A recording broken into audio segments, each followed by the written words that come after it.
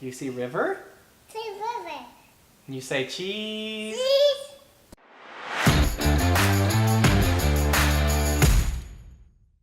That's my little guy right there. I'm Brent. Welcome back to Pedal Prose, where we talk about the stories of cycling and life. In our last video, I did mention that I was going to release a video this week where I discuss why the channel's been offline for 6 or 7 months and sort of what I hoped to do with it going forward. And this video is going to be mostly just me talking, so sorry in advance for that. I will try to keep it short and I will try to get to the point quickly. First, where has the channel been?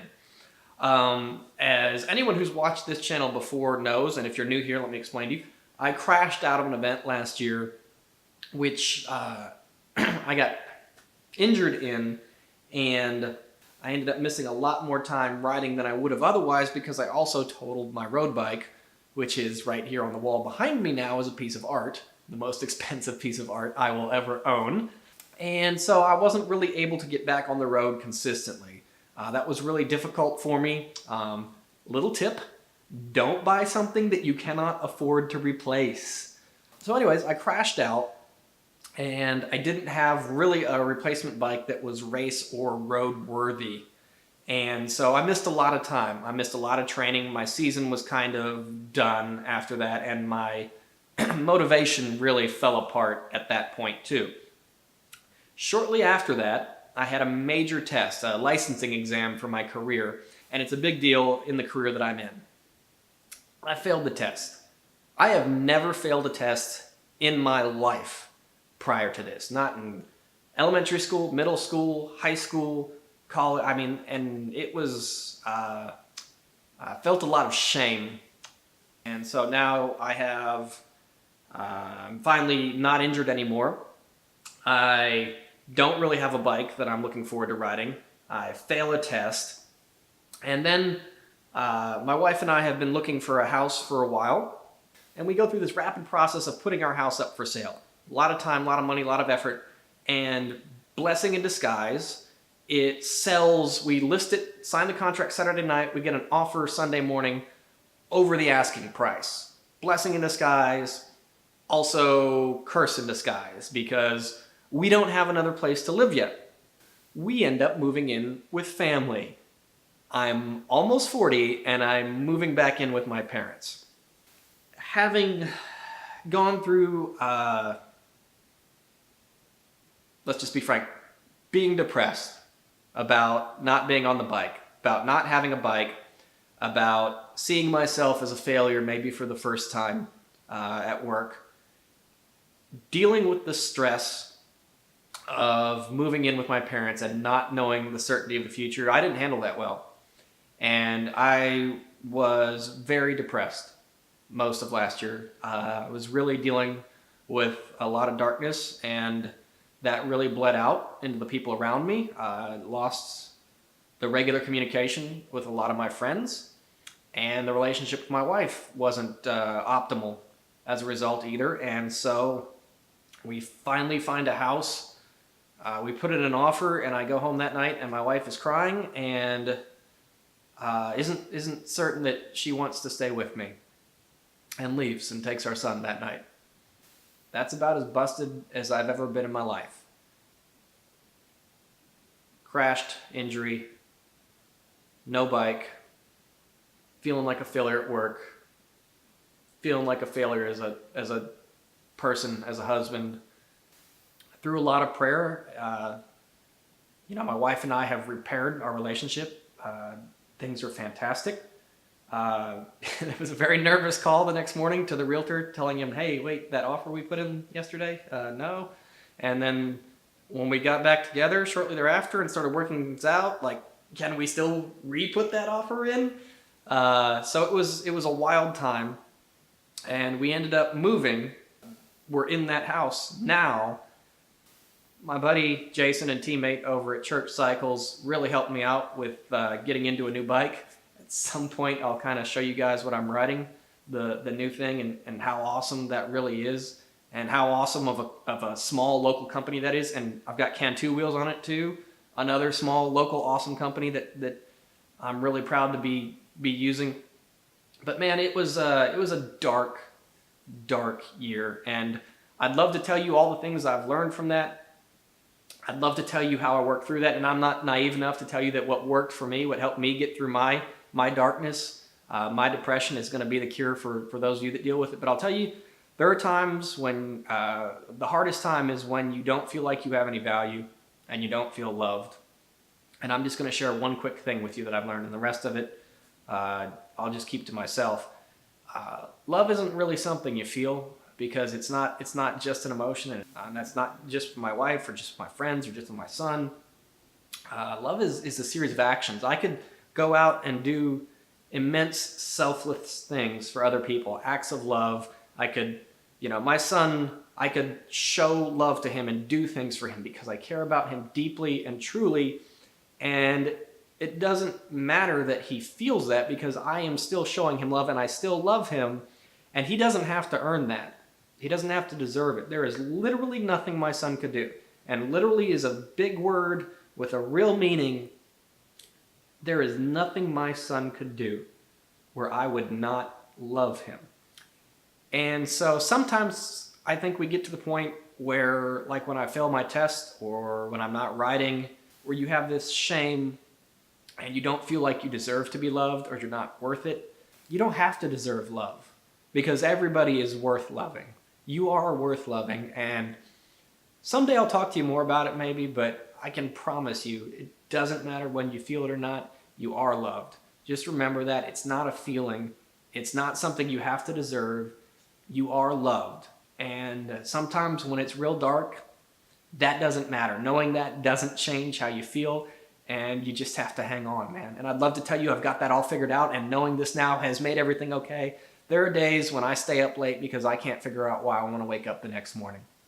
I'm not going to disappear on you guys or anything like that, but it's an ongoing struggle, and that's kind of where I've been over the last 6 or 7 months. I just couldn't figure out how to tell that story without seeming like I'm complaining, or without just being a burden on myself and everyone else who has to listen to that story. That's something I still deal with. I still fight with that on a regular basis. I still work through that, and I'm not going to go away on these videos anymore because of that. I'm going to keep making these, and so let's talk about where we're going with Pedal Prose and what I'd like to do this year. The truth is, as I just mentioned a second ago, I am not in race shape. I'm coming back. My training, even as I started coming back, has been really inconsistent. One, having a 2-year-old, the health in this house, it's like the plague comes home from early childhood care every day. And my wife is she's a preschool teacher. So it's harder to stay healthy than it's been in years past. And not only that, I've just been dealing with a lot of things mentally and emotionally that I haven't handled as well as I should have. And so my training has suffered. I will probably do 3 or 4 races this year, and that's it. And I will probably get dropped in all of them. And this is the first time since I've started bike racing that I'm actually okay with that idea. I just want to get out and do my best, and I want to enjoy it, and that's why I'm not going to try and do everything and get back to where I was last year. One, because where I was last year really wasn't that impressive, and so it's not a big deal to work back to that, really. And two, I kind of appreciate what I have a little bit more now, and so the things that I do are going to be things that I really, really like. I'm for sure going to do Fayetteville. I'm for sure going to do the state time trial in some form or another, and I'm going to for sure do Chapel Hill Road Race, God willing, health willing, everything else. And then I might also do Lago Vista. Some other stuff, I'd like to be really intentional about the videos I make about this. It's hard to show up and race an event and also make a video out of the event and tell the story well. That's why channels and guys like Tyler Pierce, the vegan cyclist, are so impressive. He's a phenomenal racer, shows up, films it, and still tells a great story. Man, it's hard to lug around all the stuff it takes to make a video. It's hard to take 20 or 30 minutes to get the drone up and get good shots, and then still get that put away and get warmed up for the race, and then get footage of the race, and then get footage after the race and B-roll. And here's the other thing too. I don't have great video equipment. Most of what I do on this channel is on a, 3 generations old now, GoPro 4 Silver, and then the cheapest DSLR that money can buy. So my production quality looking back over videos I've made in the past isn't necessarily as great as I want it to be. I have some intentions and some hopes to buy some equipment this year. I mean, really my only good tool for making videos right now is the drone, which, going back to the things that happened last year, I crashed that into a tree and then it fell into Cypress Creek at one point. And it was repaired by a professional drone company, but it's still not 100%. We're gonna have to take that out one of these days and see how well that thing is actually gonna be doing for me. But yeah, I'd like to actually get a tripod. You know, that would be nice to have. I'd like to get a lens that's not a kit lens for my DSLR, the thing that comes with it that's cheap and doesn't look real good. And then at some point, I would like to actually upgrade my camera. All of that stuff costs a lot of money. Cycling is expensive. Video equipment is just as expensive, if not more so. I'm not on social networks anymore, so I don't publish these to my hundreds of friends on Facebook, and so I don't know how many people will actually watch them. The last video, the one where I made this thing, if you haven't seen it, you can find it on my channel. Maybe I'll link it in the description down below. I had a lot of fun making that piece of art. I had a lot of fun making that video, and I learned a lot of stuff when I made that segment, but I don't know if anyone watched it, and I don't care. I'm gonna make the stuff that I wanna make this year, that I enjoy making, that I like doing, and hopefully I can be very, like I said, intentional about that and tell some really good stories. I'm really excited for the opportunity to do some stuff at the Houston Grand Crit this year.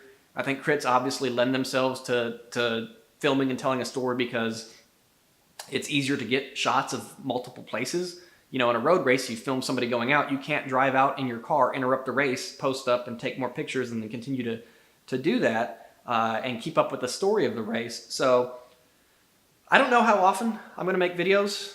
Hopefully you will never, ever, ever see a video again where I'm talking this much and nothing else. I really think I'm going to make some good stuff this year. I've got some really good ideas. I don't know if I have all the tools yet to execute them, but I'm still going to try to find ways to do it. I think I'm going to come up with some good stuff this year. I really do. And if you've seen any of my stuff in the past and you enjoyed it at all, I hope you'll subscribe. I hope you'll follow the channel. Be a part of this adventure with me. Follow my life. Follow the stories about other cyclists and cycling events that I tell.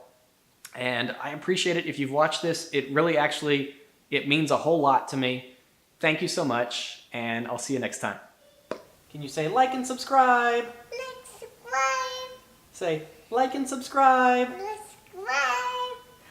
Like and subscribe. Like, subscribe.